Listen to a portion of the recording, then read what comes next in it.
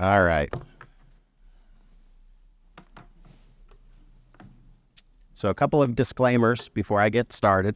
This is Mr. Thrift and Mr. Cautry's favorite slide. All of these figures will change. They're all preliminary. Since I put this together, they've actually already changed. So just keep that in mind. That's for revenue neutral. That's for revenues. That's for expenses. So the entire presentation is built around revenue neutral. And so I wanted to spend a couple of minutes there. So this slide here gives you the statutory requirement in terms of calculating a revenue neutral rate. And the most important word on the slide is shall, which is that the county manager has to do this as part of the budget development process. And it specifies exactly how that rate is calculated. And so you can read it for yourself, but I illustrate that here in terms of how the actual calculation works. So you can see all of the factors that go into calculating the revenue neutral rate. The current year valuation, the current tax rate produces a levy. That's $241 million, or about $242 million. And then you take the levy times 100 divided by the valuation estimate that David covered earlier to get the tax rate without growth, which is 54.4. And then you add in the growth since the last revaluation, which was about 4.2, 4.3%. And that gets you to the revenue neutral rate of 53.61. Any questions on that?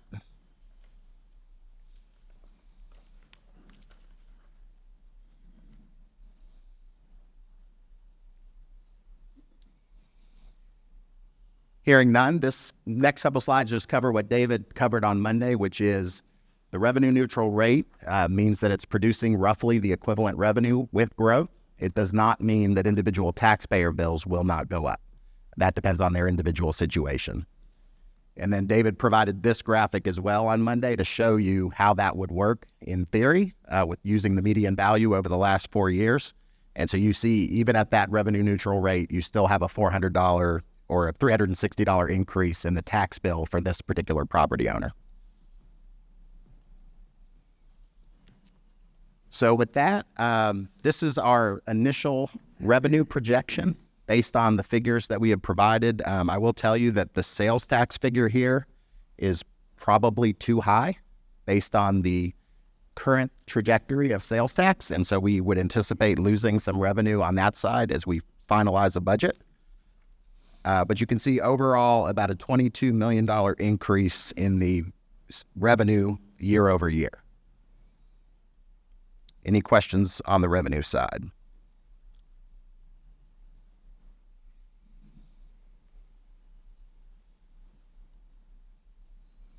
Oh, we're making this too easy so far.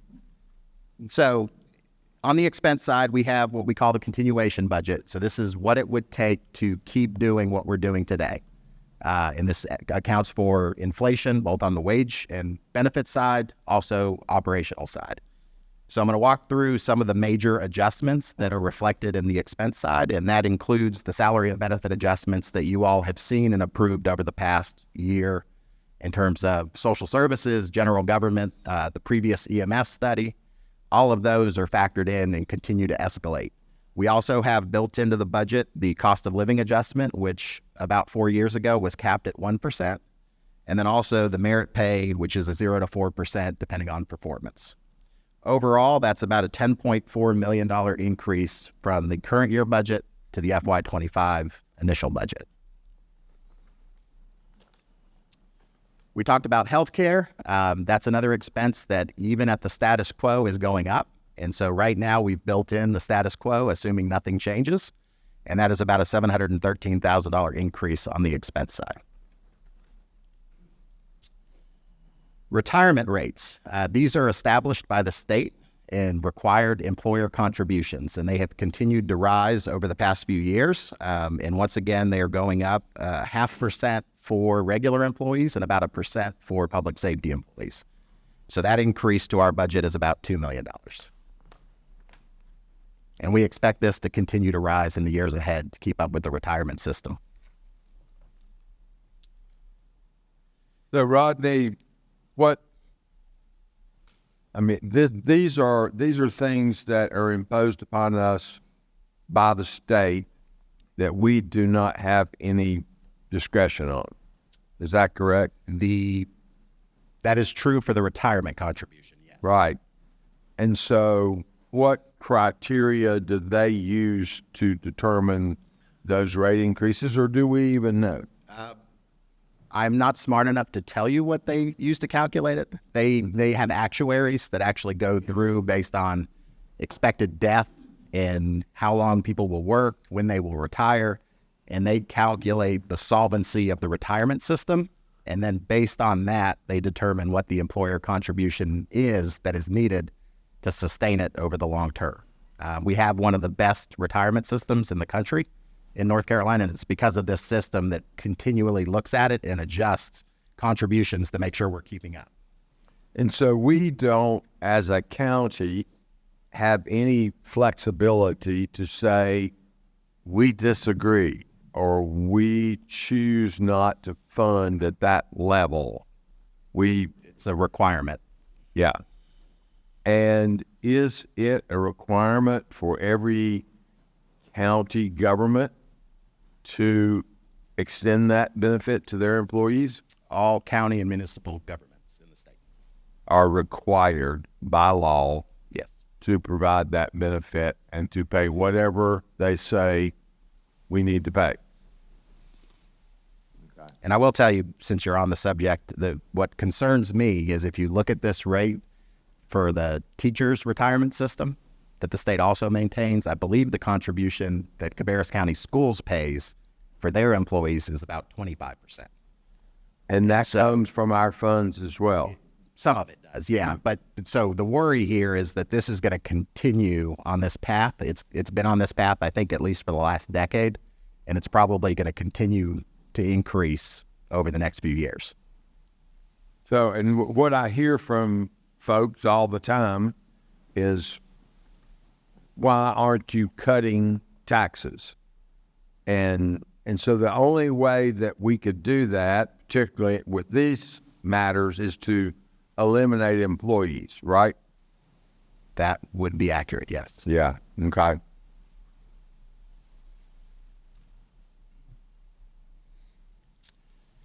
I won't spend too much time here, but I just wanted you to have the full detail of what goes into the salary and benefit side of the budget. And so this gives you each of the individual line items and what the increases are that total that $13 million difference overall from FY24 to where we're starting for FY25. And so that's about a 9% increase year over year. On the expense side, this is a number that has gone down since I put this together, but we have some obviously inflationary pressures on our expense budget on operating. And so whether that's jail food or medical, our electric bill, we have about a $6.3 million increase on that line going into this next fiscal year.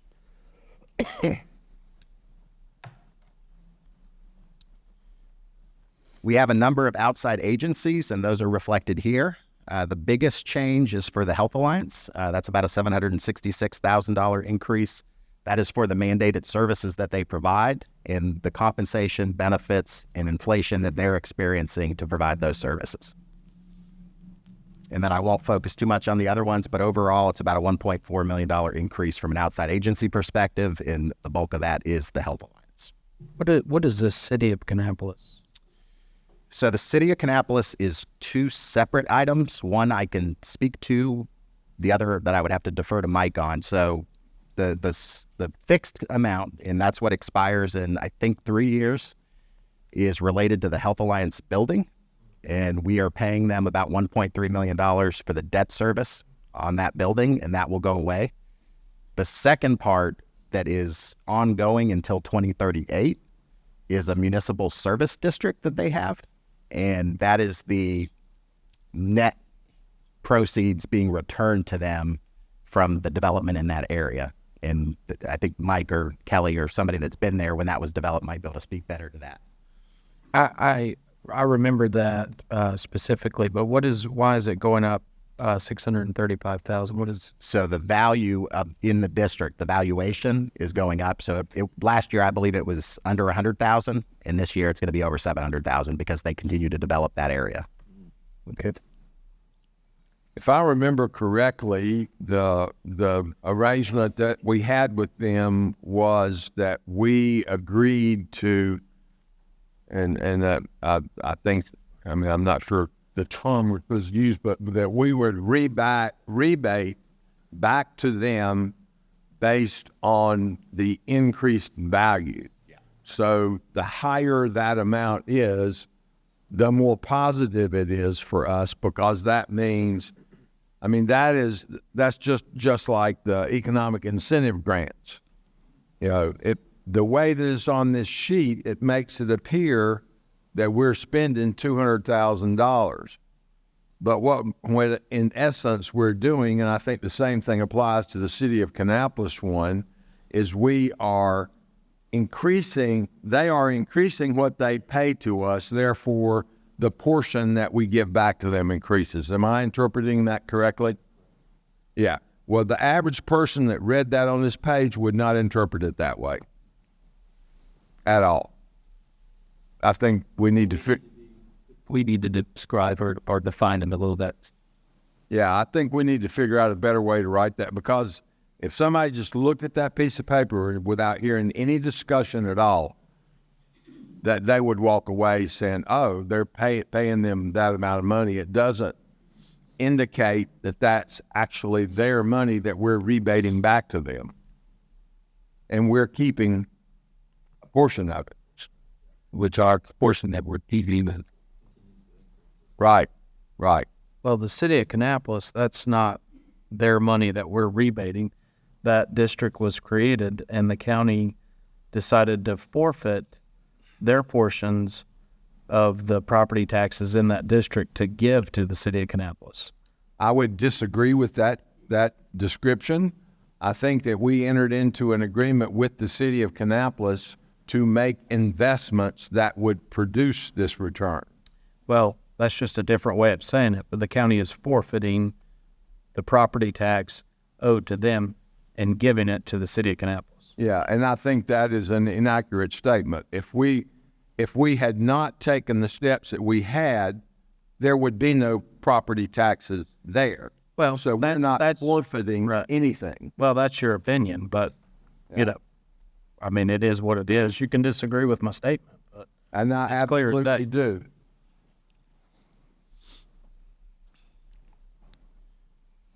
So on the incentive point, Chairman Morris, I think to your point, there is a way to display that.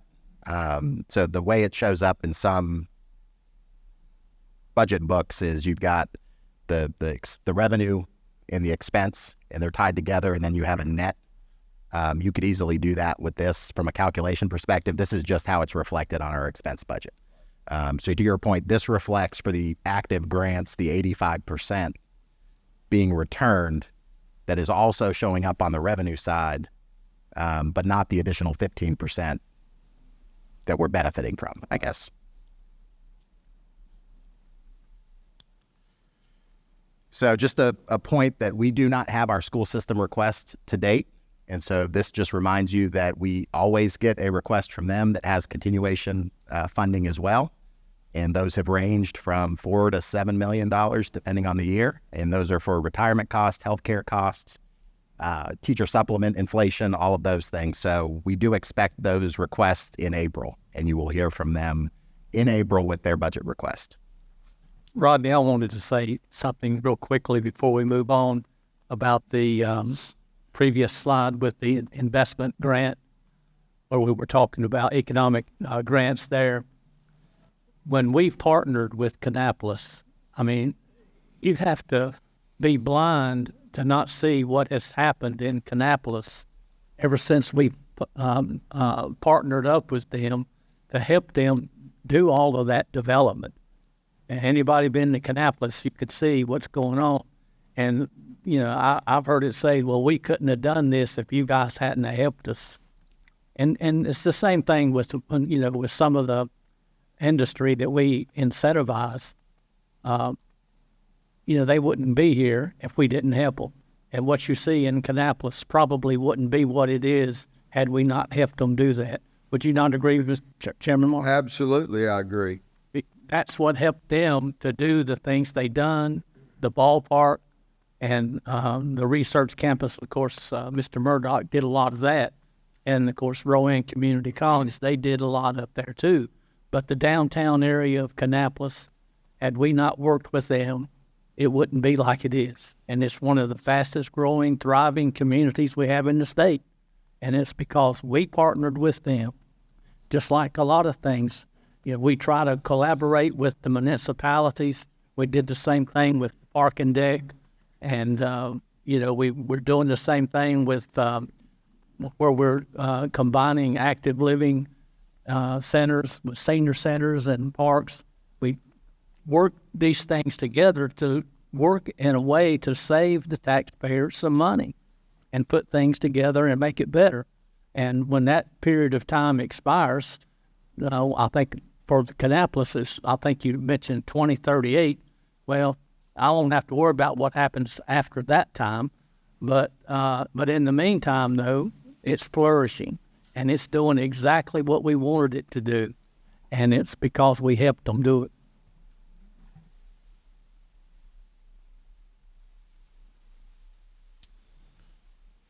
So I'm going to show a couple of charts, and before I do that, I want to give some context to the assumptions that go into it, because those assumptions drive the numbers you will see. So this is a 5-year outlook using the revenue neutral tax rate, using these assumptions of what growth is on an annual basis. And so you can see property tax growth of 3%. You can see for education funding, we're assuming a 6% annual increase.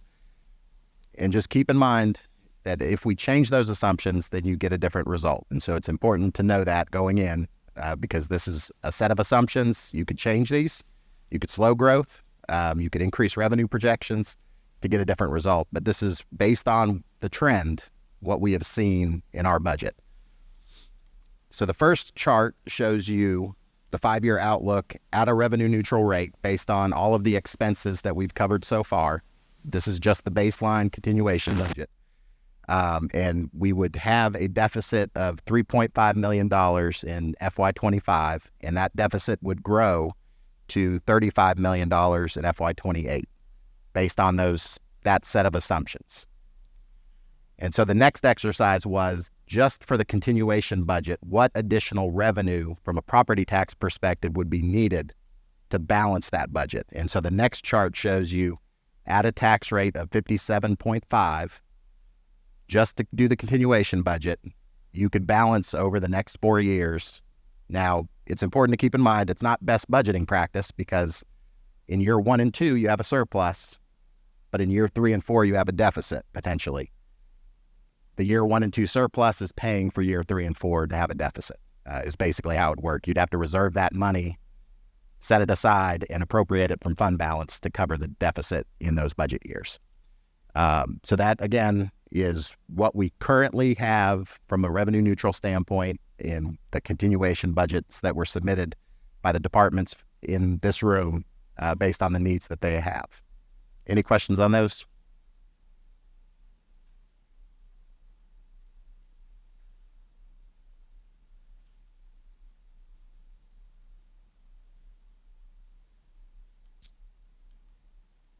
So the next set of slides gets at some of the expansionary items that are not reflected in those previous charts and the previous expenses. And so starting with local supplements, this has obviously been a priority of the board for many years. And based on the information provided, a 1% increase costs about $1.8 million annually. And so that would obviously be additional revenue that would have to be generated to pay for that expense. And this chart on the left shows you where we rank compared to comparable school districts across the state.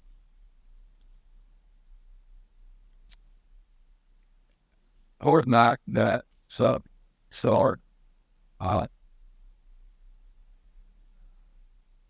that you just did. This is not all counties, so this is just comparable counties. Potentially. Yeah. Yeah.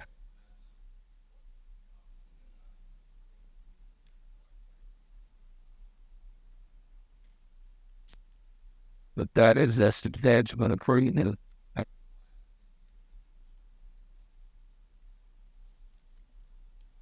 So also not reflected in the numbers is the capital request from Cabarrus County Schools. And obviously you all know that that would have a substantial impact financially, and we will talk about that more tomorrow during the capital session. You just heard about two potential changes on the personnel and benefits side. One is the public safety market study, and we are yet to have that full cost, but that will be presented to you on March 4th or 5th. Is the work session the 4th? It's the 4th. And then the healthcare changes that we talked about in terms of making our PPO OAP plan more competitive with the market. And so those neither of those are reflected in the numbers that we have shared. We also have about 90 position requests from departments in terms of needs that they have identified. And that is roughly $7.3 million of additional cost. About $2 million of that would produce revenue. And so the net cost would be about $5 million. But it is a substantial request. And I would just point out here that we have not vetted these. Leadership hasn't looked at them. We haven't talked to departments about them. This is their needs. We will go through the budget conferences in March and ultimately recommend a budget in May based on those discussions. But these are all of the requests that were submitted by departments. So the one is to use that. Yeah. Yeah. All of the social services positions would be the only ones that produce revenue.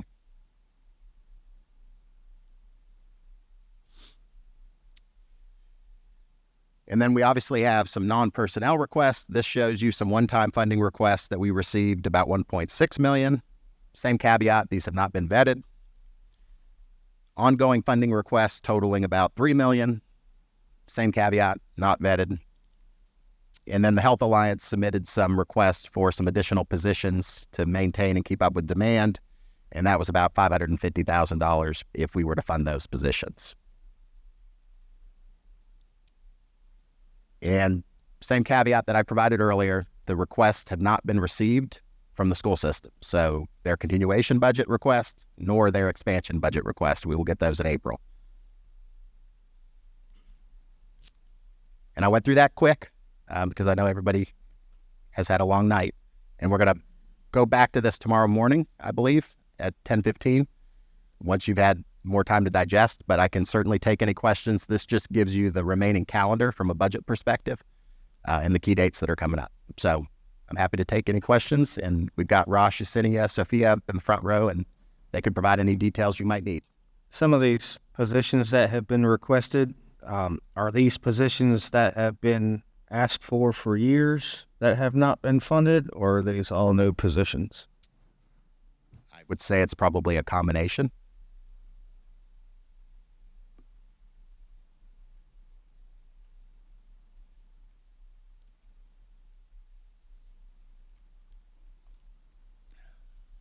So this is the third time I've done this presentation, and it always sucks the energy out of the room. I'm starting to get a complex. Rodney, I want to make a couple of comments before you get going. I want to express my opinion on this, and it's probably not going to be a popular opinion, but I think that there comes a time where that, every industry, every business at some point has to make what they call an adjustment. And I'm thinking right now, with this being a revaluation year and the valuations being significantly higher than what we had anticipated, that I'm hoping that we can go very lean on our budget this year. And I wouldn't go as far as to say a freeze on personnel hiring. I wouldn't go that far. But I think, though, that we really need to be careful and try to watch what we do there, because the public perception, for one thing, is they think we just got buckets of money and we just throw it out and say, yippee. It's not like that. We all know it's not like that. But I think, though, that from my point of view, we're going to really have to tighten our belt on this. And whenever Mike and the staff starts vetting these positions, that it will be a minimum. And I know you usually do a really good job on that, because I know Mike and I have talked about it in years past, and he'd have 60, 70, 80 requests, and they vet it down to 25 or 30. And I'm hoping we can do that again this year, or even lower, to keep the cost down. And that's just my little 2 cents worth. But, because, we're looking at a pretty hefty amount of money to come up with if we go with the 57.5% 57 cent that you were talking about, versus revenue neutral being in a deficit that much to start with. But anyway, this is an informal discussion. It's not like we're creating something like a rocket science or something, but we need to talk about it. And sometimes questions are hard to ask, but you need to ask the hard questions and try to get some real truthful answers as to how it's best to move forward.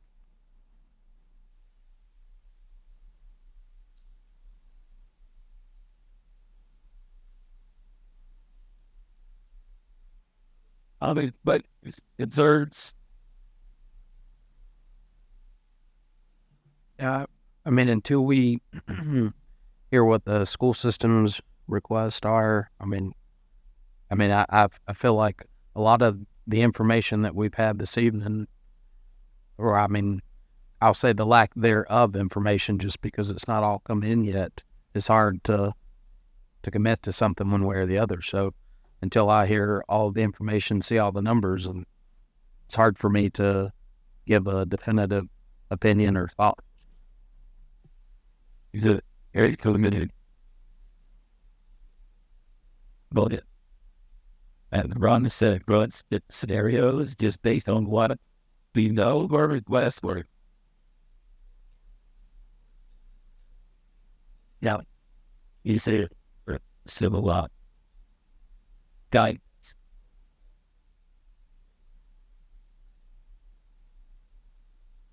There'll be to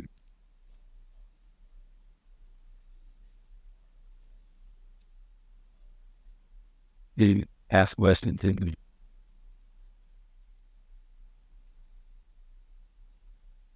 Like, use it, what? Correct? Question to the board tonight, or in her tonight, or do you rather wait till tomorrow, be the best? Right, so we'll be back here to take involved in the morning. So yeah, it's lessons. Then that like there's rebound will start off.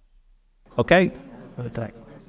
I think everybody's back in the room now. We're going to move on and try to catch back up on schedule with it, but I think that there'll be quite a bit of conversation here as well. So we're going to go on now. Rodney's going to talk about the FY25 budget forecast, and then some of our and then pick the board's brains on some of their priorities as we move forward. So we had the pleasure of covering this last night, and I won't belabor the point. This is really meant as more of a Q&A from the board if anything has come up since last night. And then there are really 3 areas that we would need some guidance from the board. And so the first is reflected on this slide, and that is regarding our approach to budgeting revenues. So as you know, the board has given us directives for many, many years to be conservative in how we budget revenue. And what that has produced is we often exceed our budget for the year. So we'll collect more property tax revenue or sales tax revenue than budget. We want to affirm that with the board, that you want us to continue with that approach because obviously it drives the revenue side of the budget that we will develop. And so that's the first thing I would send over to the board for discussion, is just to clarify whether that is still your expectation. I'm certainly happy to speak on that. And, we've heard quite a bit of discussion in recent months about, well, you over budgeted revenue or over budget, under budgeted expenses. And that is a negative thing. And I just want to go on record to say, I think that is a very positive thing. At the end of the year, if we have been as conservative as possible in our revenue projections and conservative as possible in our expense projections, and we have a surplus that can go towards capital needs, just like the things that we've been talking about today, I think that is a very positive thing to do. I've always said I would hate to be at the end of the year and be in the opposite situation. And we've seen others that have been in that predicament. The year's ended well. Our revenue was not what we thought it would be. Our expenses are more than we thought they would be, and so we're in a deficit. So what are we going to do? So thank you for making sure that we have not been in that position in my memory. So I'm anxious to hear what other board members have to say about that. I agree that, obviously we don't want to end up in a situation where at the end of the year, we're in a deficit. That would be a bad situation to be in. So, the conservative estimates is the route to go. I do think that this board could think about our policy as far as automatically transferring what's over our required fund balance. But I think that's a different discussion. But obviously, I feel like we should conservatively budget. I'll echo the same thing with the conservative budgeting. We were able to put was it 36 million that we voted a couple of work sessions ago. We were able to roll over 36 million because of that budgeting. And so, as Commissioner Morris said, I'd rather be on that end than in the negative end. So I do appreciate that as well.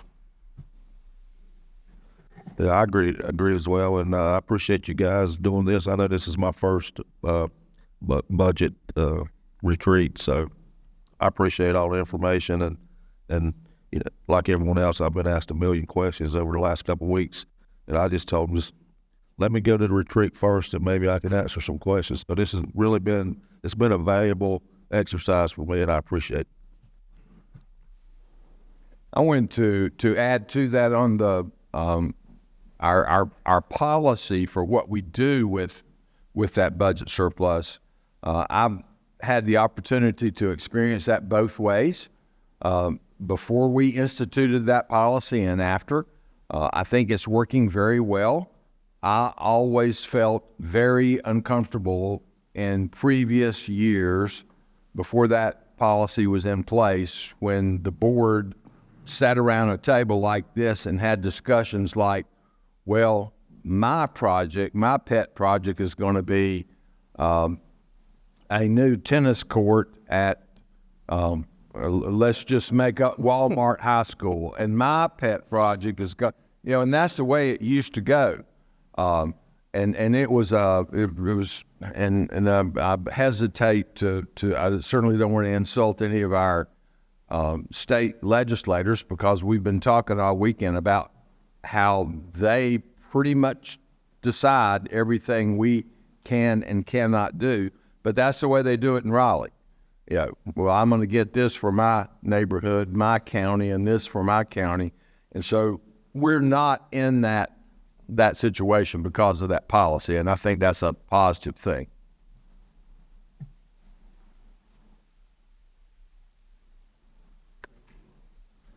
So I think if there is a desire, we certainly could add to a future discussion the fund balance policy, because it has probably been a number of years. We adopt it annually as part of the budget, but it's probably been a couple years since we've looked at it. And so we certainly could add that to a future work session for discussion. I think as it's currently written, everything transfers over to either the community investment fund or health insurance or workers' compensation funds. But that is a board policy that you always have the ability to change. So I think the second question, based on last night and all of the numbers, was around any guidance that you might want to change or not change for the school systems. And so obviously you know that we have not got their request and we will not get them till April. They are going to prepare those, and Dr. Kapicki alluded to some of the expansionary requests that likely will show up in their budget. So if you want to change their guidance and modify what they submit, this is the time to do it, so that they're not spending the next 2, 3, 4 months developing a proposal that will not be funded. And so if expansion's off the table, I think them knowing that would be helpful. Or if you want to see everything that they need and then make a decision, we could also go that route, which is the current path we're on. But my guidance for them is with the ask that they already have. Anything they submit needs to be an absolute need and necessity, like zero wishes and wants. I mean, we're already up against a wall with everything they need, so I really need them to give us what they truly need compared to what they would just like to have. So, Commissioner Workman, yeah, I agree with that. But if they give us their immediate needs and then give us their long-term needs, I think we need to see those long-term needs so that we can plug them in so that you can see them in the future. But totally understand on their immediate needs. Yeah. All right, so are you okay if we continue to, okay. Square that they give us as the forward. Yeah, so of course the next budget year we definitely have to have them, because as soon as you approve this budget, we're going to start on the next year budget. But it also helps us to educate you or to inform you. Okay, this is 1 year out, but we already see these other buildings and these other facilities on the horizon that we need to start plugging in somewhere along the way, so that you see that as well as you look to the future as well. Yeah, and I think something that I can speak to, because I was on the school board until this past summer.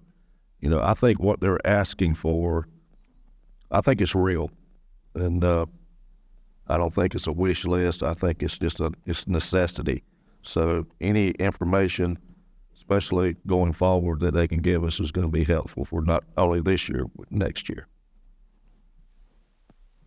I think the message that I would have is, and we heard a lot of discussion this morning about the curriculum, about the programs, about the variety of programs that are offered for the kids in our school system, and I think that is excellent, and I think it is important, and we should try to increase those offerings as much as possible.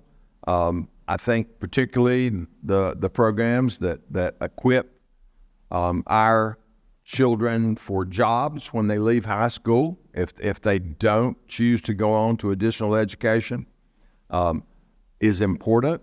And the things that our community college offers in conjunction with our school system give them a lot of opportunities. But at a time when we're looking at these really crushing capital needs, which is supposed to be our primary obligation to the schools. Statutorily, we're responsible for facilities and capital, even though we also contribute significantly to programmatic needs and the other local funding that we do. I think in this time, while we have such pressing facility needs, we need to step back on the programmatic needs and let the state pick up the responsibility there where they're supposed to. There may be some wonderful new programs that they want to initiate, but I think at this time we just have to say we can't afford it. Maybe when we get caught up on some of these capital needs, that will be a conversation we can have then. But for right now, we can't handle that. That would be my message. And I guess I'm glad to elaborate as well. As we budget the next year budget, we've drilled down on that. So have the schools. But anything out past next year, those are somewhat educated guess. And so if you're gonna guess with an education or a knowledge of the future, you're going to add some additional funding to that to make it a realistic number. Does that always come in? So it may look like it looks like it's much more expensive than we think it's going to happen, but at least for planning efforts, we think it's wise for us to make sure you have that information as well. So I think that gets us guidance that we need on that one. So the last one is around let me go to that slide.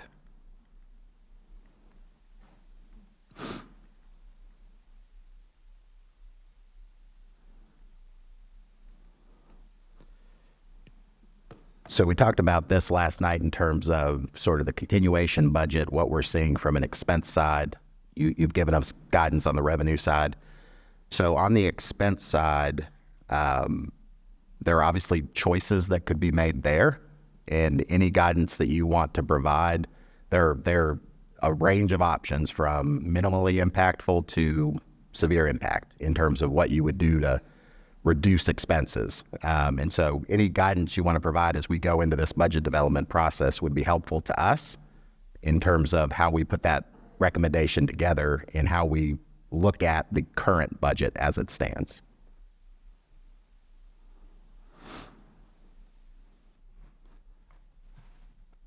You have personnel listed at 7%. Is that our personnel?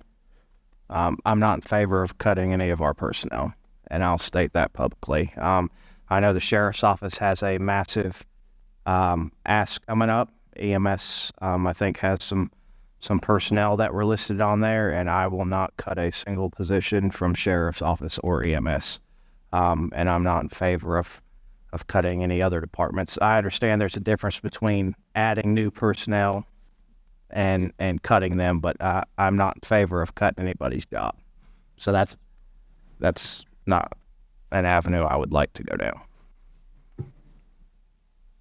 Well, and I'll say as well, I mean, I don't think any of us up here are wanting to cut any county positions at all. So, now as far as, the request for 90 new positions, I think that's something that needs to be looked at. Last night was the first time that we had received any of this information, and I haven't even been able to go back and look at it. So, I mean, I think it would be good to have it and be able to think about it instead of making the decision right here. But yeah, I don't think any of us want to cut any county positions. I don't think we want to do that. But as I said, as far as requests for new ones, I mean, that's something we're gonna have to look at, take all of that in consideration. Sure. We requested that information from the department heads. They got it to us when we asked for it. So we have just begun to start vetting some of those requests as well. So once it gets to you, before it gets to you, management will do that vetting as well. And then hopefully by the time we get it to you, it'll be there'll be probably less positions. I don't know how many, but then at least you'll know that we've looked through them as well. And then feel free to ask as many questions and make those directions to us as you see. No, I agree with both of the statements that these guys made, and I feel confident that y'all going to do the vetting and y'all understand the situation probably better than we do. So I got the confidence that we'll get that number down and go from there. Yeah, I would say that and all the people that we've talked to over the past couple of weeks, specifically about setting the tax rate, which will happen between now and the end of June. And the comment that I've heard, certainly one that I've made frequently, and I've never heard any disagreement from anybody else on the board, is that we want to set the tax rate. We actually reduce the tax rate from the current level as low as we possibly can without negatively impacting the services that we provide in meeting the needs of the county. And so That's the guiding principle as far as I'm concerned when we're looking at any of these items. And then lastly, before I turn it over to you all for any additional questions, this is one that has been on our radar for a while, and under the circumstances, I think is probably a decision that is warranted. It's a $2 million line item in the budget, and Jim is in the back, and he can speak to this if you need any additional detail. But so Treasurer Falwell has been prioritizing what are called OPEB, other post-employment benefits. And so for us, that is the amount of money that we're expecting to have to budget for future healthcare expenses for our retirees. It shows up as a liability on our financial statements. And so when you look at the ACFR, you will see the liability. I think it's roughly $40 million, give or take. For the last 3 years, we have budgeted $2 million each year to go towards future OPEB liability. That is not required. It is not something we have to do. It is something we have chosen to do. That money is then invested in a pool at the state level, earns interest so that it can cover that future payment. A lot of jurisdictions have chosen to do more of a pay-as-you-go for that benefit and budget it as part of the annual budget process. So as we have new retirees, new expenses, it folds into the broader budget process and it gets budgeted when it's needed, because the projections are based on actuarial calculations of what will happen, not a guarantee of what will happen. So I just wanted to put that out to the board because obviously that's a policy decision. I think from a staff level, we would be comfortable reducing that line item to zero, but we certainly wouldn't want to do that without your approval of that movement. I can give you a quick response on that one. From a standpoint of, if this were my own personal budget and or my business's budget, and I was looking at a potential liability like this down the road, there's no question that I wouldn't try to create some sort of a savings account or insurance policy or something to protect me from that liability if it came down the road somewhere. In our situation, in a public setting, and I've always said, we need to operate, like a business. We need to determine, whatever expenses we made, is it going to provide, in our case, the profits or services to our citizens. But because of all the requirements about the way that we have to handle accounting, the way that the way that we have to report those things, I would be totally comfortable with a pay-as-you-go situation on that. It's from a perspective of explaining it to people. I'm not sure that I could explain that 40 million or 20 million, whatever you said it was, liability that's sitting on the books out there, and that $2 million a year payment. That would be hard for me to explain to somebody that didn't have an accounting background. But it would be easy for me to say, well, we got hit with this expense and we got to pay it. So I agree with removing that and do a pay-as-you-go plan. If you as staff are comfortable doing that, then I trust that you guys have looked at it enough. I'm fine with taking it to zero. So, Rodney, just one question for you.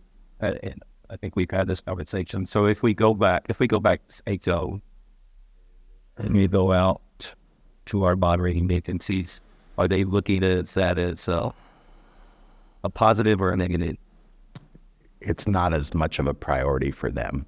There are other factors that are much more important. This has been an issue at the treasurer's level. Yeah.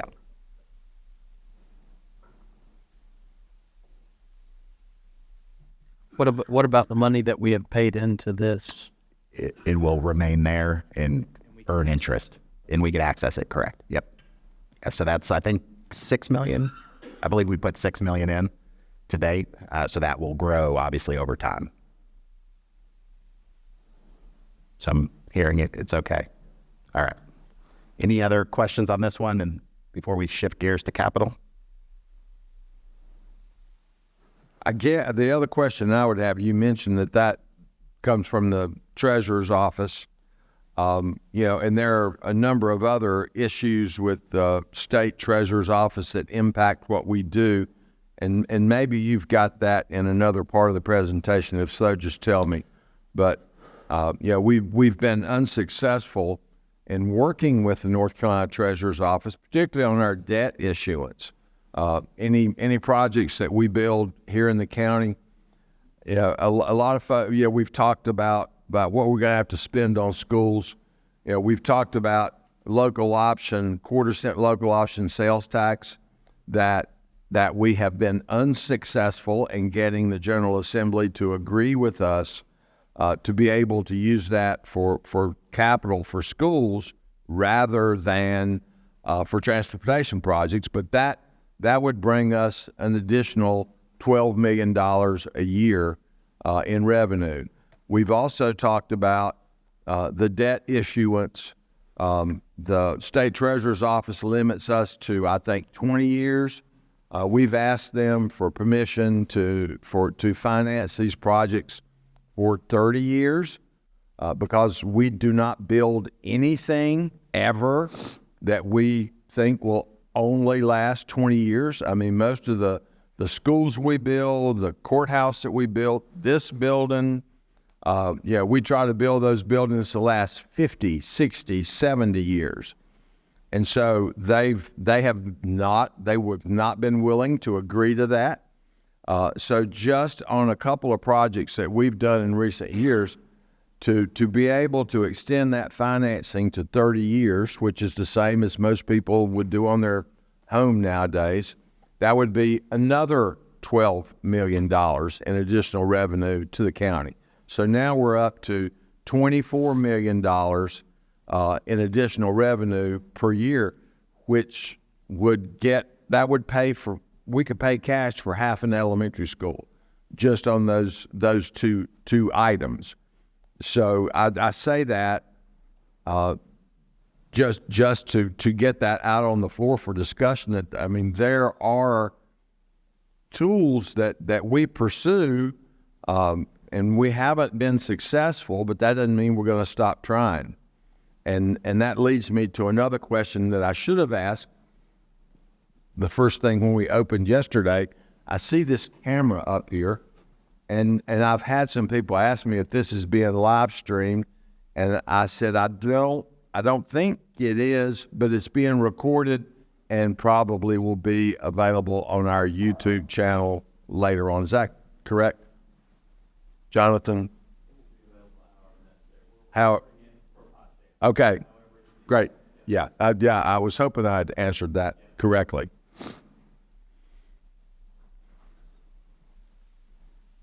So I know in the next 3 or 4 months, you'll finalize a legislative agenda for the North Carolina Association of County Commissioners process that they do annually or biannually. In that, we have a couple of items related to the local government commission. The term of debt issuance is one, and they've been reluctant to allow these types of projects to go beyond 20 years. They do have a whole host of projects that are allowed to go for longer terms, utility projects, convention centers, where you can issue 30, 40-year debt. It's just not applicable to school projects, general government projects, and trying to get that grace from them to allow us to do that. And we've showed them, I actually did a presentation with the secretary to show the impact financially of inflation as we have to delay projects to wait because of the 20-year limit, that we can save money by issuing 30-year debt, even though we're paying more interest because we're avoiding that inflation for those projects by being able to do them quicker. Plus, it gets the demand addressed quicker from the school system standpoint. But that has not yet been successful, but we'll continue trying.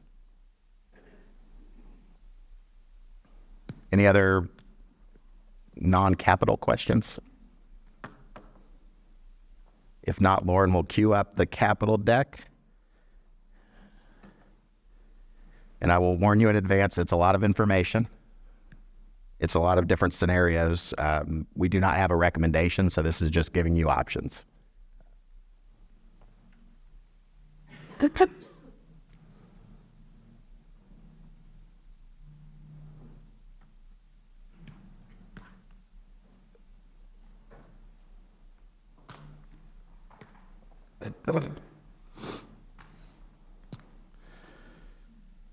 So I wanted to start first with a reminder of the approach that we have taken as a county in terms of how we issue debt, because this was a major change we made about 4 years ago. And this was the move away from solely doing permanent fixed debt to doing construction period financing. And we talked to you at the time about the benefits of that. We have seen the benefits of that in reality over the last 4 years in terms of the additional projects we've been able to pay for because of this approach.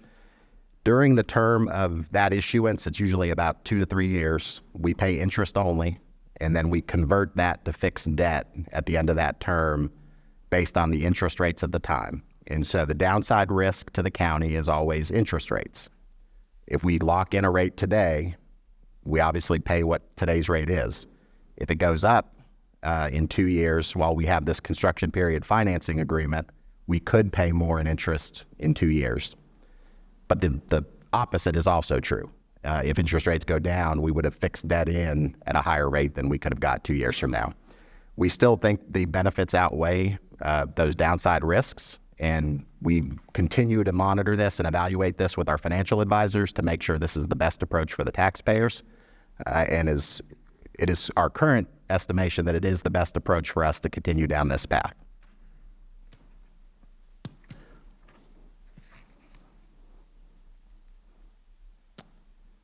We also, 4 years ago, created the Community Investment Fund. And as you know, this is a separate fund to pay for all of our debt service. And it also is where all of the dollars for capital go before they are transferred out to our capital projects funds. It has both dedicated sales tax and property tax revenues. Currently, I believe the property tax revenue is, and Rosh is going to have to correct me if I'm wrong, it's about $36 million. And it carries its own restricted fund balance. So as of June 30th, that fund balance was about $47 million. And I'll show you why that's important on the next slide.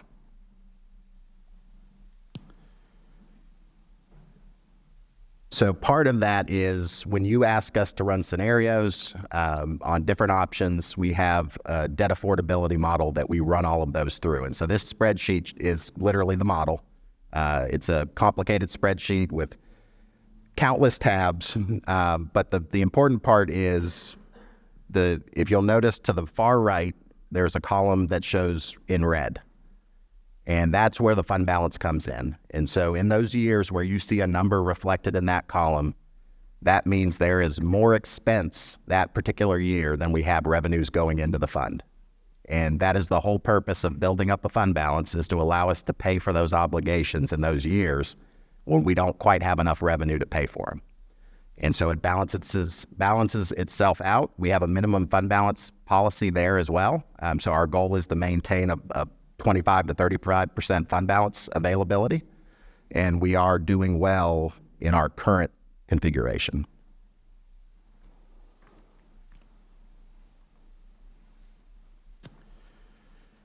So as we look at 2026, our current plan, and it says FY24 because you actually approved the majority of these projects in the current budget year, even though we're not going to issue the debt until July, is for about $202 million. And then in the model, we currently expect about $130 million in 26 and $115 million in 28. This shows you how that's broken up. There's the fixed debt component. And so these are projects that you approved 2 years ago in 2022. And so you'll see things there like the courthouse, the EMS headquarters that we're sitting in. And that we expect to be around $180 million total. That number is still changing as we draw down funds and as those projects progress and complete. But we think it will be about $180 million of fixed debt that we issue for a 20-year term in July. And then the draw program, as I mentioned, we would take out a new line of credit for up to $202 million for the projects that are reflected here. And these are all projects that you previously approved. Quite a few of those are school projects. And there's also one noted in red, and that is the behavioral health facility that we are working on. And that is an addition that we need to make currently. We're still working on trying to get additional state funds. We're still working with partners. We've also heard from potential grantees. But we are about $20 million short on that project based on the design. So that totals the $202 million that would go out in the draw without any changes to the program. I know that's a lot. Any questions so far? So one that jumps out at me, and I'm not sure, I think it might have been on the previous slide, but the Northwest Cabarrus Replacement School, that's a big chunk, and that's already in this plan, because then it says here does not include funding for CCS capital requests. So you all approved a little over $4 million of design money for that project that has allowed the school system to get prepared to start construction. Right. We think that will end up being a cost of about $3.6 million, and that's what's reflected here. Okay. The actual construction money, which right now they're projecting it to be $115 to $120 million, has not been allocated. So we haven't budgeted that at all. No. Okay, that answers the question. And you made me go back, so I'm going to cover what I missed. So the next steps on here are important, and there's sort of three components that will go into this over the next few months. We're going to have to visit rating agencies. The advice that we are getting from our financial advisors is, given the size of the issuance, it will be better to do that in person. And so that would be in May. We need LGC approval, obviously, to issue the debt. And then we're anticipating the debt sale this year to be in July, probably the week after the 4th of July holiday.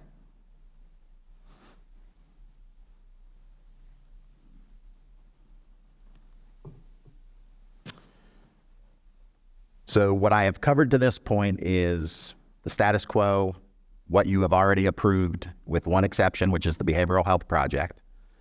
The next few slides cover some potential funding options as we talk about the capital requests that we received from the school system. And so we tried to put together three different options. I can't tell you that they're all viable, especially the third option, which we need to do a lot more research on, but we wanted to share them with you to spur the conversation. And so the first option is what I'm calling the full funding, no referendum, which is sort of the $300 million a year or every issuance, and you see that reflected here, that would fund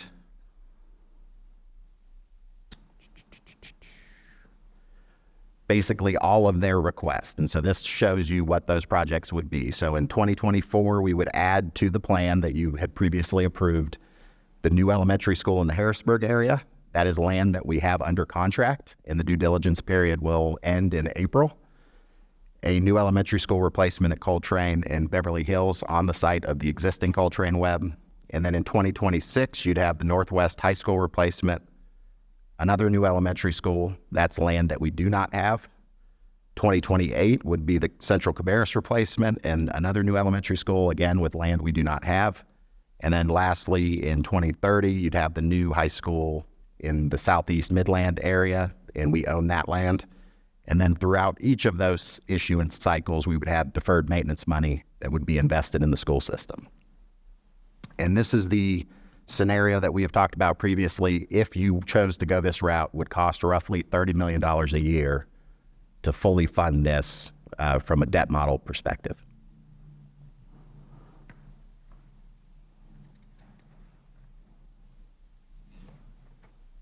Any questions on that one? And obviously we can go back at the end. I'm going to cover them all.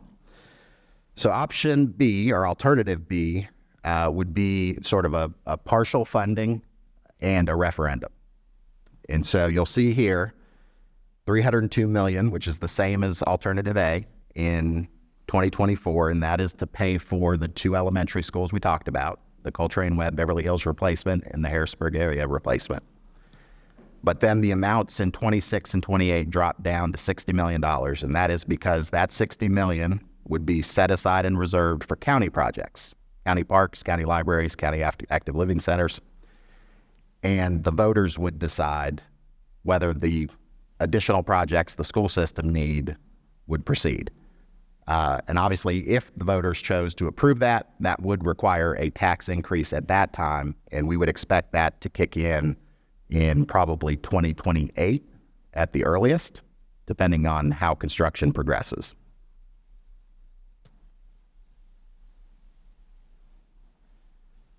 And so, obviously, this gets the 2 elementary schools built and gets them open in time for August of 2026. It also reduces the immediate impact on the tax rate because we don't need the additional $30 million into the fund. We can keep that at the same amount as it currently is. And then it pushes that decision to the voters where we would recommend, because of our debt cycle, that would go to the voters in the primary March 2026.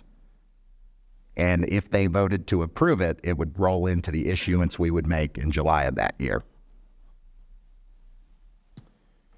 And so we've got a lot of questions from the school board and from you all about the difference between a general obligation bond and what we've been doing the last few years. And so this slide summarizes some of the differences, and it highlights that there is very minimal difference between the two.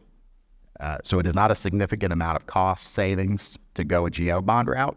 It's more of a policy decision of whether you want to go that direction. So over the life of the debt, you're looking at roughly, if you estimated $850 million issuance, you would save roughly just under $6 million from a GO bond versus doing private debt. The other note of caution, I would say, is that the General Assembly recently changed the ballot language for a GO bond referendum, and nobody in the state has done a referendum under that new guidance. It now requires you to show the interest based on a rate determined by the local government commission, and it is an inflated rate. So the current year rate is 5.344%, which is roughly 2% more than market. And if you put that on the ballot, for example, of an $850 million issuance, we would have to tell the voters that we were going to pay interest totaling almost $500 million. And so we're not sure yet how that's going to influence decisions in the future of how bond referendum. They've been successful in the past, but there's no guarantee they will be successful moving forward. And then the last part is this is not written. This is one of our major complaints with the local government commission. They do not have a lot of written rules. They have a lot of unwritten rules. But if a bond referendum fails, they have communicated to us verbally that we would have to wait at least 2 years in order to do those projects unless we get a court order that requires them. That's the direction they've given us.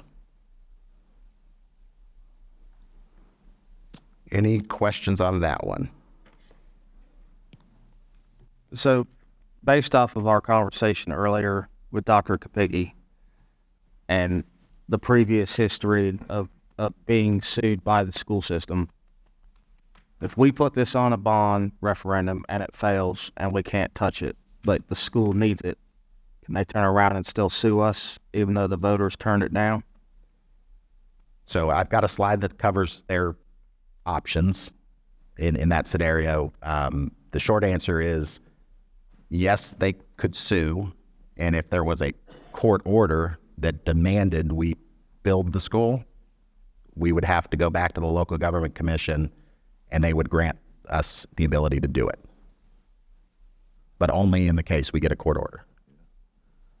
So you're saying that to do a bond or do it or us do it, there's not a whole lot of financial difference. All it does is share the blame or whatever, responsibility from the board with the community. That's the only advantage. That's, yes. The financial benefit is not great enough to warrant it. It's really a political policy decision of whether you want the voters to have a say in that. It's us ducking our responsibilities, possibly. anybody on the cost differential? What's the availability of a school opening up? What's the, if we wait through a year going to? So I think under the scenario as it's written, there wouldn't be any delay on school opening because it's partially starting the plan already. So you're doing the 2 elementary school projects without voter involvement. The rest of it is dependent on voter involvement, but it wouldn't delay their timing for those projects. If we waited and put those 2 elementary schools into the bond referendum, then those 2 schools would be delayed by 4 years. And that's the reason that it was set up that way. And this just shows you the projects and sort of the sequencing of those. And so if you were doing a referendum under this alternative, these are the projects that would be included on that bond referendum. And you'd have the 3 high schools, 2 elementary schools, and all of the deferred maintenance that would touch pretty much every school in the district. And I've got that at $861 million over 8 years. Have we, I say we, I mean you guys, we keep hearing state-of-the-art facilities, which I'm incredibly happy with our schools, but with the current revaluation and everything, have we looked at kind of bringing it down to what's necessary instead of state-of-the-art and how much that could possibly save? So I think the answer we get from the professionals at the school system is that they are building what is needed. We do not have any capacity on the county side to monitor that. We obviously have a significant number of county projects that Mr. Miller is somewhere that he has to manage, and he does not have the time to go through the construction documents for the schools and help them value engineer things out. And so they are handling that part of the process. So I could not speak to whether there are things they could cut or not cut from their design. So we don't have the personnel to attach, because they're asking us for $1 billion.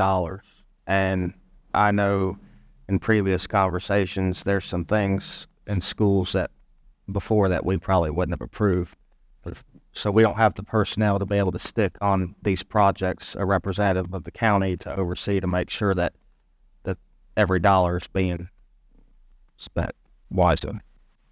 And I think that's common. I don't know that there's a county in the state that has capital resources to help the school system. Rodney, one of the things that we used to do many years ago on the school board, whenever I was on the board, was, and I think this is partially due to the reason that schools are costing so much more now than they were, was that we would have the footprint of the school and the basic things in the school, and then that would have a price attached to it. And then they would be amenities or alternates for different things that would enhance the school for whatever. But it seems to me like for the last number of years, what has happened is the school board has just took things that used to be alternates and just dumped it all in one big price, which has inflated the price of schools. And as far as I'm concerned, one of the biggest issues that we have, these buildings that we've talked about, Colton Webb and, of course, closing Beverly Hills and Central Cabarrus and Northwest, well, we're using those schools right now. We're using them. They're functionable. Dr. Kopicki said they have safety issues, but obviously we're still using them. It's just like I was telling Chairman Marsh, this ink pen right here, you'd never know it, but that pen right there is 40 years old. And every year or two, I put a new cartridge in it, and believe it or not, the cartridge costs more than the pen did 40 years ago. But what I'm trying to say, the point I'm trying to make is we need to milk these schools for every ounce we can get out of these schools. And when you talk about $130 million for a high school, well, that don't even cover the interest, which is another 75 or 80 million dollars. So when you think about that, you're looking at overall expense for a high school, $200 million when you throw the interest in there. And just like this pen, you know, I could throw it away and go buy another one for $8 or $10, $15, and the cartridge is probably that much, but I'm still getting the use out of it. And I think that, you know, we sometimes get overzealous with got to have new, got to have, you know, the best and the most fancy, and you know, and I've said this before, you know, the way we're going, it's not sustainable for the taxpayer to keep paying these type funds for schools. And, you know, and I'm going to say, I want us to have the best school system, because I know from serving on both boards that the school system is what's driving the economy. It's what's driving the economic development around here. I realize that. But, you know, I just want us to be a little bit more, you know, careful with how we determine whether a school is not usable no more when we're using it today, and then tomorrow we're not going to use it because we're building a new one to replace it. But anyway, that's just my 2 cents worth, and I'm hoping that we can find a way to go back to some of the things that we used to do to save money. And just one last comment, and this is a very true statement too. By having the basic footprint of the school and then having these alternates, a lot of times those alternates just never got done. And I hated that part. That's why I hated putting them on as an alternate. But the thing that we could do, though, to eliminate that problem is when we do our budgeting, we usually, when our budget ends on June the 30th, it'll take us probably to September or October to run through the audit to find out how much extra funds we have. And we could use those funds as a pay-as-you-go for the alternates of these schools that we didn't get to do when we built the school. And that's just, you know, my train of thought on it. And I hope that someone else will pick up on that and help us move that idea forward. Just out of curiosity, how much would a position cost to assist Mr. Miller? I mean, we're talking about $1 billion. I know we're also being careful about adding positions, but if you can add one to take on that load to save millions, to me, that would be a smart investment. And I understand the school system might not be in favor of that, and I'm not a fan of babysitting and holding hands, but I mean, that is a massive amount of money that we're talking about. So roughly, just a rough guesstimate, could it be done with one person solely dedicated to that? And how much would that cost? Just, I'm not asking for like a... My gut answer is yes. I think it would be, it's over 100,000 total comp at least. I think the bigger issues are the roles and responsibilities of the two entities and how that would work from a legal and structural standpoint, because they obviously have their assigned responsibilities and duties as a school board and as a school system. And our ability to impose is restricted in some ways. And so we would have to explore that to see if it's viable from a legal standpoint. I'm trying to figure out, Commissioner Urban, what would, it's just another set of eyes, but what are they looking for? Wasteful. But I think if, yes. As Lynn said, are we looking at a school with that our new base is all these alternates? Or are we looking at a true base and then additional things we can add? We've all had hundreds of conversations with people, and I'll just say it bluntly, there's not a lot of trust with the school system with how the money's been spent for the last 20 years. And now we're being asked to put ourselves on the line for that. I'd feel more comfortable with a county employee like Mr. Miller having some oversight over it. I understand it might hurt some feelings, but I don't really care about that. if it helps us. I don't know about the legalities, but I mean that's what we're being approached with is you guys are continually approving schools that are way too have way too much in it. Again, I love the facilities our kids get to be in, but at our current time, are we approving a lot more than is truly necessary? And can we count on the school system to be transparent with that? So I guess what you're looking for is sort of if cookie cutter sounds a negative, but a design that everybody feels comfortable with, and that's what you use for high school. That's what you use for middle school. That's what they use. And I think Commissioner Shue was involved several years ago. We had the community blueprint, and some of those standards. We had some of those conversations. I think. Oh, well, what we had was we would clone those schools at different locations. You walk in one elementary school and you walk into another one and they're identical. They may be facing obviously different directions, but the basic skeleton of the school is the same. It's the same blueprint. But the thing about that is the school system and the county do not own those blueprints. They're owned by the architect. And the state only allows you to, I think it's either 3 or 5, I'm not sure, but you can only clone that school either 3 or 5 times, I'm not sure.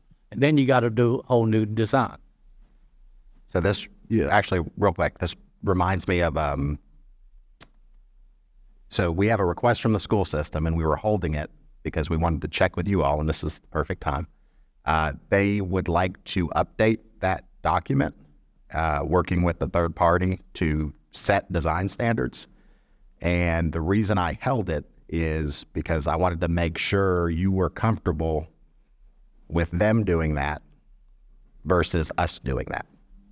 And so to your point, this may be an opportunity where we could lead that effort with them around design standards, have a seat at the table, pay for that expense, and maybe produce a result that is different or not. And so I think that may be an opportunity, short of adding a position, to influence where we go. Yeah, I would like for us to have a say-so in it. So if that gets us a seat at the table. Yeah, I want to add something to it. Since y'all taking shots at my school board, when I look at that courthouse and I look at this building and I look at other county buildings, I don't think y'all have taken it, or we have taken any shortcuts on these buildings neither. So that's just my view on that. Second of all, y'all gave us a handout for this architect firm, and you look at these schools that they built in different parts of the country, they look a whole lot better than ours. So, and I know at one time, I think when we built Cox Mill or there was another school or 3 we built within 2 years. At that time, and I think I've asked for that information, but during that period of time, those 3 schools were built. Of all the schools built in North Carolina during that same time, Cabarrus County schools were cheaper. So that's what we need to look at too. I mean, how do we compare? And I know then, like Cox Mill, even then people was like, man, that's overboard, that's extravagant. But it was built cheaper than any high school in North Carolina during that same time period. So I think those people down there have done a pretty good job with what they have built. But I understand too, these are critical times. And my discussions with the school system in the past is I wanted to build bigger schools, bigger schools, less schools. I told them probably 8 years ago, we're going to have a school on every corner. And that's the direction we're going. But their argument was always, well, this is the education learning system. This is the number we're looking for, 800 elementary, whatever the number is, 1,000 or 1,500 middle school. That's the ideal learning environment. But sometimes, we got to look at alternatives. And I think that's what we haven't done. I will say to Commissioner Furr's point, and I think Kelly, Mike, Jim, all of us that deal with those folks on a daily basis would agree. We feel like Brian Cohn, Tim Louder are doing a phenomenal job. There are always things in any building that you could point to and say we could have done something different or saved money here or there. But overall, they're competent, qualified. They're trying to do what's best. They value engineer every project that they do.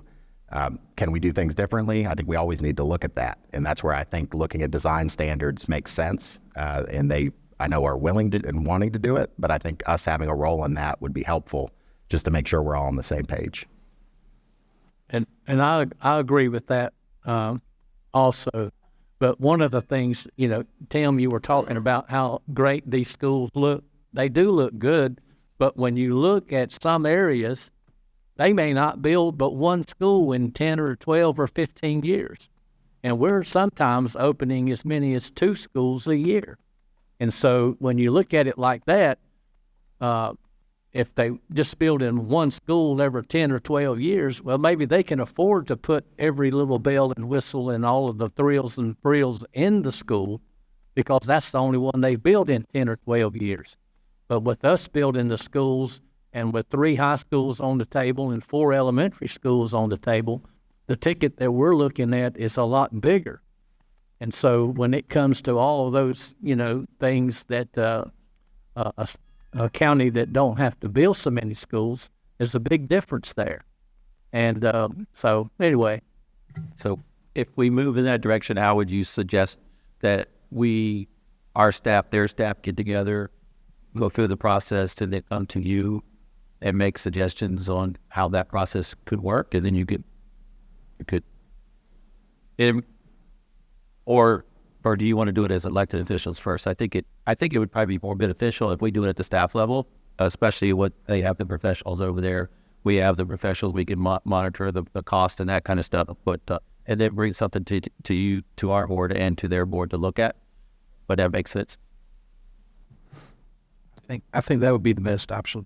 I've got a question. Well, first let me ask, I guess an alternative A. So the $902 million request, would that be financed as a whole, or would that be financed each year as what we would need in the budget, I guess? Yeah, so in 2024, so in this July, we would take out a draw for, let's say, $303 million. Okay. And then in 2026, that whatever we spent will be converted to fixed debt, and we'll take out a new draw for 3. So the fixed debt is every 2 years. Okay. Yeah. And then the Mary Frances Wall replacement for $11 million, I thought we've already funded that. So that's not part of the 302. No. Well, it is part of the 302, but it's already been approved. So the only 2 new items in the 2024 column are the first 2, the new schools. Everything below that has been funded already. So then I'm a little confused. We wouldn't need to borrow the 302. Is that correct? Then? We haven't borrowed that money yet. We haven't borrowed the French. We have not. All. No. That was approved as part of last budget, but they're working on the design process, but the actual money is going to be borrowed in July. Yeah. And that was originally projected, or that was originally proposed to build that on the old R. Brown. R. Brown, exactly. Yep. And that's where, Commissioner Shue, what you had mentioned earlier about, well, I guess it goes back to my point earlier whenever the superintendent was here earlier, we're getting rid of 2 old schools and just getting a replacement. And, the superintendent mentioned that, he didn't feel comfortable students being at Beverly Hills. But during our joint school board commissioner meeting, they said that R. Brown McAllister has worse ratings as far as structurally than Beverly Hills. So I'm still confused by why that came about. But anyway, I guess that's water under the bridge. So I just wanted to cover one more slide before we broke. Lauren, are we good? Are we on time? And then we'll come back to the rest of this after lunch. This is just a alternative C. This is a meeting that we had. We want to share the information with you. I gave each of you a big, thick packet that has a lot of information. So please reach out to us if you have any questions about what you see in there. But in a nutshell, this is a third option. I will tell you this is an option that the local government commission would not like because they do not like public-private partnerships. But we want to make sure you know we're turning over every stone trying to find a way to make this more economical. And so the way this works, and they've done this in some small jurisdictions, they've done a significant project down in South Carolina, is they build a bundle of schools at one time, and you lease those for a period of time. And so you usually will lease those over, let's say, a 20-year term. They turn them over to you at the end of that term. And the way they do that is they have access to tax credits that we do not, to bring costs down. And then they also build these to be more energy efficient than a typical school. And so you're talking solar panels where they're producing enough electricity so that their utility costs go down significantly, which is part of what alleviates some of the financial pressures. So we just wanted you to know this is an option that's out there. They are working on some federal legislation that would make this even more financially viable from a local government perspective, and would make a significant savings to those that choose to go this route. But again, we would face some resistance at the local government commission level if we tried to go down this path. What kind of resistance? They just are not favorable to public-private partnerships. I can't tell you why. We had the Afton Ridge Library that we took, and a couple of dissenters. It's usually Treasurer Falwell, and at the time it was Auditor Wood. And we don't know what their problem is. I think it goes back to the Dolly Parton, Randy Parton, Roanoke Rapids project that failed, and that's in their minds that it's going to be a failure. But they've resisted most of these. They'll approve them, but it takes a lot of discussions. So you said we would rent them for 20 years and then they would turn it over to? Yeah, there's multiple options, but you can rent them, lease them for a period of time and then own it. Some people continue to have them, this firm maintain them long term. Yeah, so during the lease term, they actually maintain the buildings from an energy efficiency standpoint, the solar panels. They don't do the custodial. That would be done by school staff. But again, this is an out there concept, but we wanted to share it just so you have the information. And if you want us to pursue this more, if you want us to bring these folks in to a future work session, we certainly could do that and have them answer more of your questions. I'd like to make a couple. First of all, I'll ask you a question that I will say in advance I do not expect you to answer. And that question is, the North Carolina auditor and the North Carolina treasurer are both on the ballot in this primary on March the 5th. So who should we vote for that will look at these type of flexible proposals sensibly that can save money for our taxpayers? And I know you're not going to answer that question, but as far as, and this is not the first time that we have talked about this alternative C, a public-private partnership for schools. I know that we've talked about it as far back as at least 10 years ago, and probably there's more of a track record that we can look at now and look at some of these projects and see how they've actually worked out. But to me, that is definitely a route that we should pursue. I mean, maybe we pursue it and we get the answers and we decide it's not the best deal, but we certainly should keep it on the table. You know, I think the conversation that we've been having here is one of the most productive ones that we could have, where we're having exchange back and forth and hearing different people's viewpoints on how these things work. And I agree. I think that we should do everything that we can to make sure that these facilities are built as efficiently and inexpensively as possible. But I have a great degree of confidence in Mr. Louder and Mr. Cohn. Every project that that we have funded every school. I have toured every single one of them, and I have asked plenty of questions. Why did you do this? Why did you do that? I think the last one that I went on was R. Brown McAllister. And at the end, I said, okay, if John Q. taxpayer walked through this building, what in here do you think they would look at and say, this is extravagant, or this is a frill that could have been eliminated?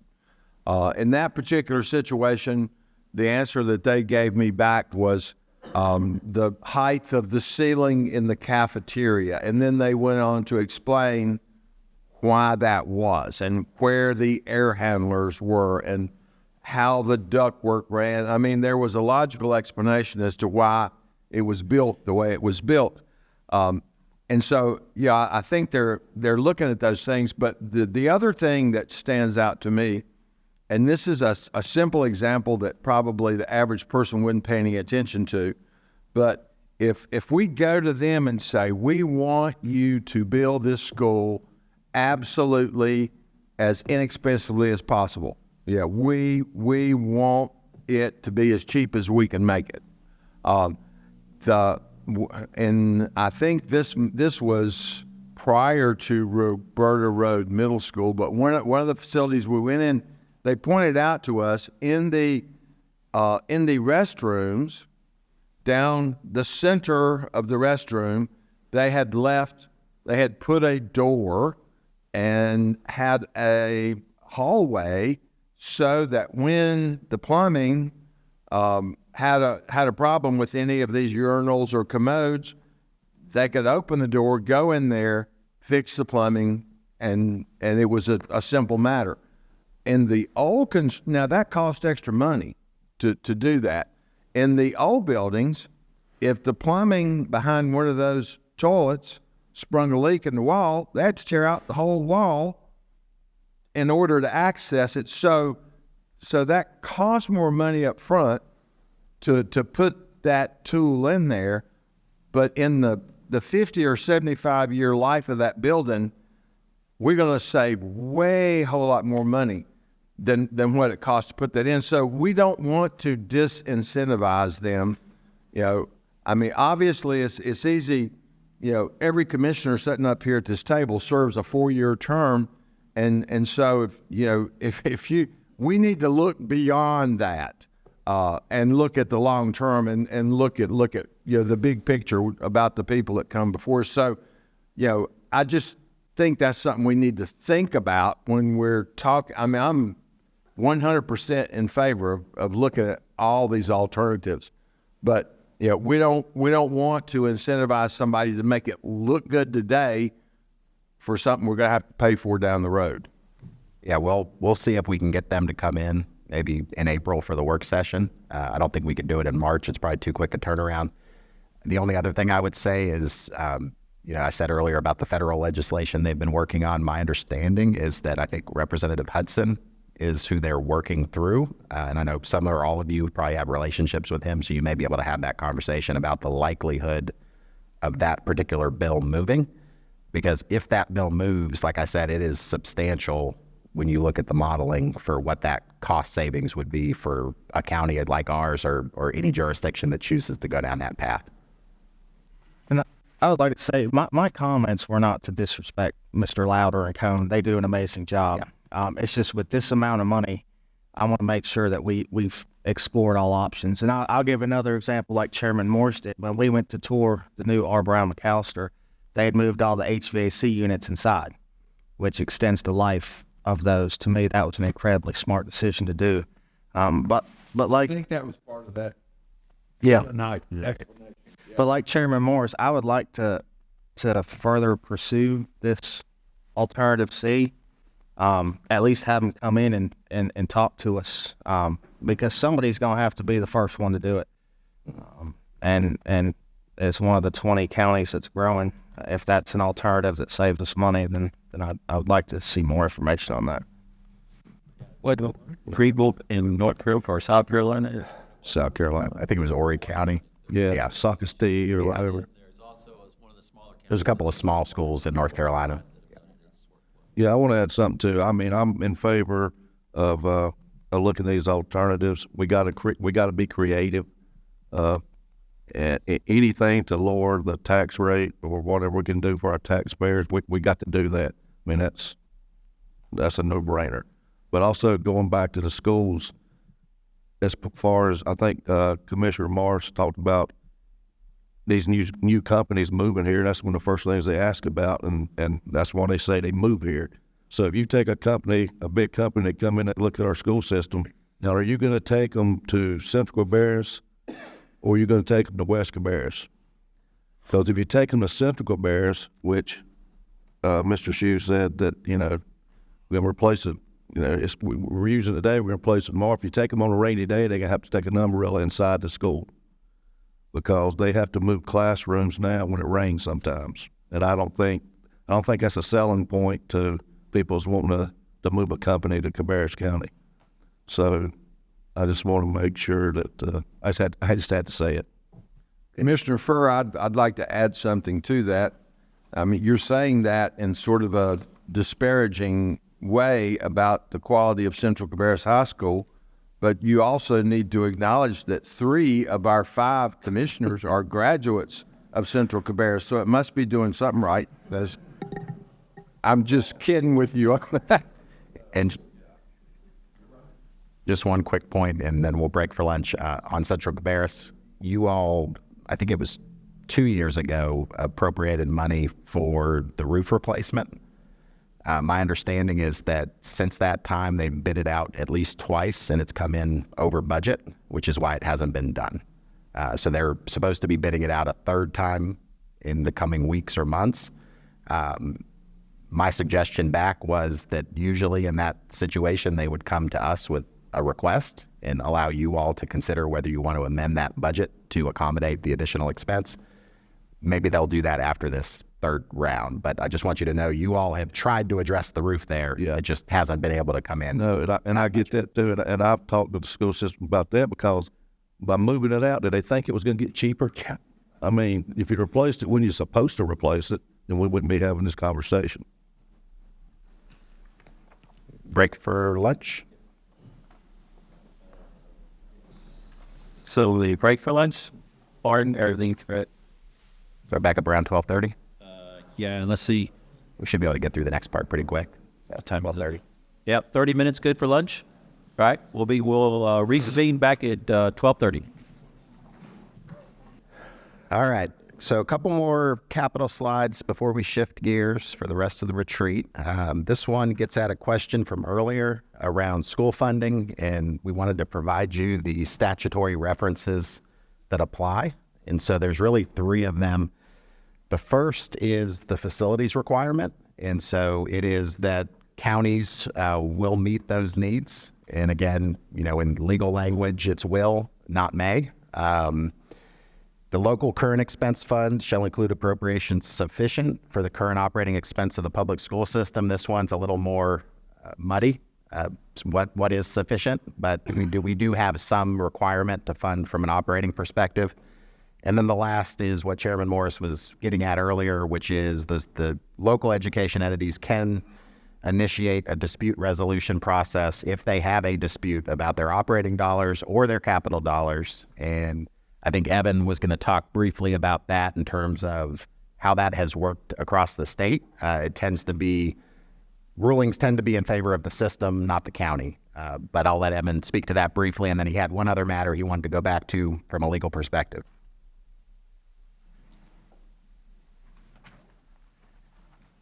Yeah, so just one point that Chairman Morris, you alluded to earlier, there is a mechanism for the school system to initiate a dispute. So how it works on our end is when the school sends their budget over in April and then we make our appropriations, if they come back and say, no, that was not enough, or they have an issue with one of these 2 issues, then they can initiate the dispute resolution process, which has been spelled out and then has been kind of elaborated on by case law. Our friends next door in Union County lost a case. Rodney's right. Most of the time, this results in an order saying that the funds are not those necessary. There is this squishy term of what is legally necessary, and that is not in the statute, but it's what it's being alluded to there. And I can't tell you what is legally necessary. That's part of the rub, is that this gets to what Commissioner Wortman was saying earlier. What we may think is legally necessary is not what Dr. Kopicki and the school board think is legally necessary. And so typically those types of disputes have had to be settled by a mediator or a judge. In most of the cases, they're settled by a judge.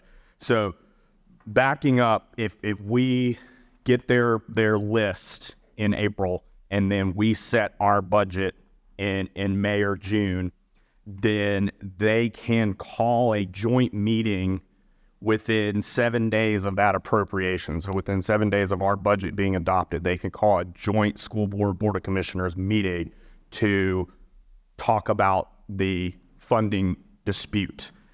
If that does not get resolved at that meeting, then the next step is to go to a mediation. Here is where it gets tricky, though, is that mediation must be completed before August 1st because of the tight turnaround time to open up the schools. If the mediation is unsuccessful, then the parties can go to Superior Court. If that case doesn't turn out well, then it goes to the Court of Appeals and then on its way up to the Supreme Court, which is what has happened in some cases. I can't even list them, but I know it happened in Wilson County. I know it's happened in Union County most recently. So that's how it works. Not saying that we would get to that point, but it is something that we need to consider. It's a thing where the more work that can be done on the front end, the less there will be this opportunity for some sort of dispute to arise. Then I wanted to address one point that kind of came up in the other conversation about can we hire a staff person to kind of audit, for lack of a better term. And the answer would be, classic legal answer, it depends, but the likelihood would be that would be a very difficult thing for our staff person to do, because you have two elected boards, and those two elected boards have certain mandates and authorities. And under 115C, the school board, to quote 115C-36, the Board of Education has general control and supervision of all matters pertaining to the public schools. So what is all matters? And I think they would argue designing their buildings and selecting what goes into those buildings would fall under all matters, just like we wouldn't necessarily want them to tell us exactly what materials to use in the courthouse. As Commissioner Furr was saying, they're not going to want us to tell them what kind of materials to use in their schools. So I say this because this is the tension in our public school funding mechanism in this state. And it has been around for a very, very long time. It comes up every so often. The pandemic brought it kind of back to a head. So I don't have a great answer on this. Commissioner Wortman, you've kind of tackled the fundamental issue with school funding. Is you've got this pot of money from the states, but then you've got this pot of money that's supposed to come from the local government. What happens when the schools are saying what they're getting is from the state is not enough? Because that's how we usually hear it, is that what we're getting from the state is not enough. So you, local board of county commissioners need to give us more. Questions? And if we don't, they can turn around and sue us. So either way, we don't have much choice. In a nutshell. So what was the result of that Union County case? I remember it, but I don't. Did the judge award them, the school system, a larger figure than they were even asking for? I can't remember what the actual figure was, but what they ultimately said was that they sided with the school board and said, county, what you gave the school board was not what is legally necessary to fund their school budget for that next fiscal year. So you've got to go back to the drawing board and give them more money.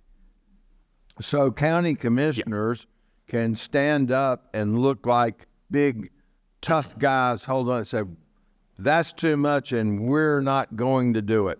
And then for a couple of weeks, people will say, good for you for standing up for them. And then the next week, the judge says, I disagree, and you're going to have to pay them more than what you refused to pay them. Then all of a sudden, you're not such a good guy anymore. Just wanted to add, so I think the example you're thinking about is Mecklenburg County. So they had a dispute 2 years ago, and the order actually required them to pay $11 million additional from what was being requested. Okay, I knew it was one of them. And so, all that being said, now that might have been a poor example, but that is the reason that I think, and I think we heard it from Dr. Kopicki, and I think we heard it from Superintendent Gary this morning as well, that we have worked hard over the past years to try to have a collaborative relationship with our school systems so that we can actually sit down at the table, have these discussions, and come up with a reasonable resolution to doing the things we need to do. And I think that's something that we want to try to preserve. Yeah, from a litigation management perspective, absolutely. If we could essentially skip the whole process, well, anytime we can skip the legal process, great. But if we could kind of do what is being done in the mediation on the front end, which is what I feel like we do here, then yes, that's going to be the way to go. But I think in discussions with county management, they just wanted me to remind you of, with everything going on this year, that there is this, let's call it a specter out there of this sort of dispute.